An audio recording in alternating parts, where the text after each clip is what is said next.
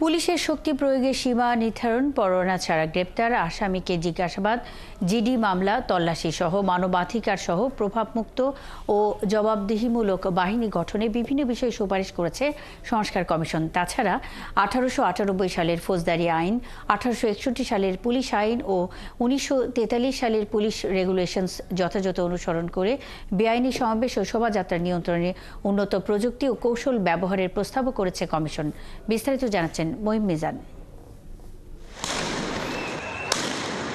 রাজনৈতিক দল বা ব্যক্তি এমনকি ঊর্ধ্বতন কর্তৃপক্ষের কোনো বেআইনি নির্দেশ মানতে বাধ্য নয় পুলিশ।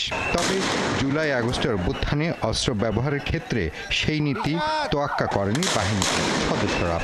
পুলিশ যেসব অস্ত্র ব্যবহার করে সেসব নিয়েও আছে বিস্তর বিতর্ক। নতুন বাস্তবতায় এসব ক্ষেত্রে পরিবর্তন চায় পুলিশ সংস্কার কমিশন। প্রাণঘাতী অস্ত্রের ব্যবহার সীমিত করার পাশাপাশি প্রশিক্ষণ ব্যবস্থাও ঢেলে সাজানো সুপারিশ করা হয়েছে। সুপারিশমালায় গ্রেফতার, তল্লাশি ও জিজ্ঞাসাবাদের ক্ষেত্রে সুপ্রিম কোর্টের আপিল বিভাগের নির্দেশনা অবিলম্বে বাস্তবায়নের কার্যকর ব্যবস্থা গ্রহণের সুপারিশ করা হয়েছে। উচ্চ আদালতের নির্দেশনার আলোকে ফৌজদারি কার্যবিধি সহ সংশ্লিষ্ট আইন ও বিধিবিধান সংশোধন করার প্রস্তাব করা হয়েছে।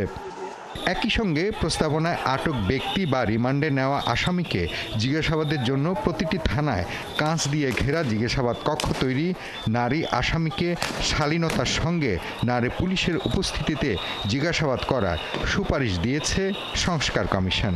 সুপারিশমালা দিয়েছি, তৈরি করেছি, এখানে তিনটি ভাগ করেছি। একটা অবিলম্বে বাস্তবায়নযোগ্য, তারপর হলো মধ্যমেয়াদী, একটা দীর্ঘমেয়াদী। মূলত দীর্ঘমেয়াদী যেগুলো সেগুলো হয়তো আর্থিক ব্যাপার জড়িত বা কোনো কোনো ক্ষেত্রে হয়তো আইনও পরিবর্তন করতে হতে পারে, সেরকম সুপারিশ আমরা করেছি। অজ্ঞাতনামা আসামিদের নামে মামলা দেওয়ার অপচর্চা বন্ধ করা, বিচার প্রক্রিয়া সাক্ষ্য প্রমাণের ভিত্তিতে চূড়ান্তভাবে দোষী সাব্যস্ত না হওয়া পর্যন্ত মিডিয়ার সামনে কাউকে অপরাধী হিসেবে উপস্থাপন না করার সুপারিশ করা হয়েছে।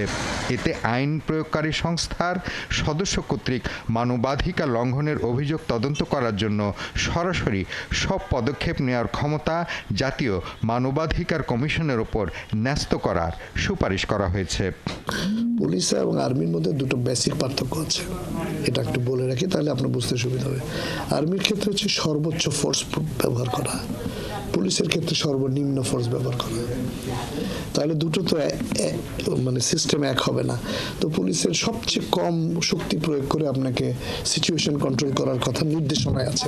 জুলাই আগস্ট অভ্যুত্থানের সময় শিক্ষার্থী জনতাকে হত্যা ও আহত করার জন্য দোষী পুলিশ সদস্যদের চিহ্নিত করে তাদের বিরুদ্ধে যথাযথ আইনি প্রক্রিয়ায় শাস্তি নিশ্চিত করার সুপারিশ করেছে পুলিশ সংস্কার কমিশন। কমিশনের সুপারিশমালায় বলা হয়েছে ফৌজদারি মামলা তদন্তের জন্য একটি বিশেষায়িত দল গঠন করা, যাদের তদন্ত সংক্রান্ত ইউনিট ও থানা ব্যতীত অন্যত্র বদলি করা যাবে না। পুলিশের যে অস্ত্রের যে প্রাধিকারের যে বিষয়টি রয়েছে এবং অস্ত্র ব্যবহার সংক্রান্ত যে বিষয়গুলো রয়েছে সেগুলো নিয়ে কিন্তু আমরা কাজ করছি এবং এটি চলমান রয়েছে এবং আমরা আশা করছি যে খুব শীঘ্রই একটি সমাধানে পৌঁছতে পারবো আমরা। প্রাণঘাতী অস্ত্রের ব্যবহার সীমিত করা বা প্রশিক্ষণ ব্যবস্থা বদলে দিয়ে পুলিশকে কতটা জনবান্ধব করা যাবে, অপরাধ বিশেষজ্ঞরা মনে করেন আসলে ইতিবাচক ফল চাইলে বন্ধ করতে হবে রাজনৈতিক হস্তক্ষেপ, নইলে সবই বিফলে যাবে। একটা স্বাধীন আইন প্রয়োজন, পাশাপাশি পুলিশের ক্ষেত্রে বড় অভিযোগ হলো যে তারা কারো হয়ে কাজ করে, সেটি সরকারের হোক কোনো নির্দিষ্ট ব্যক্তির হোক।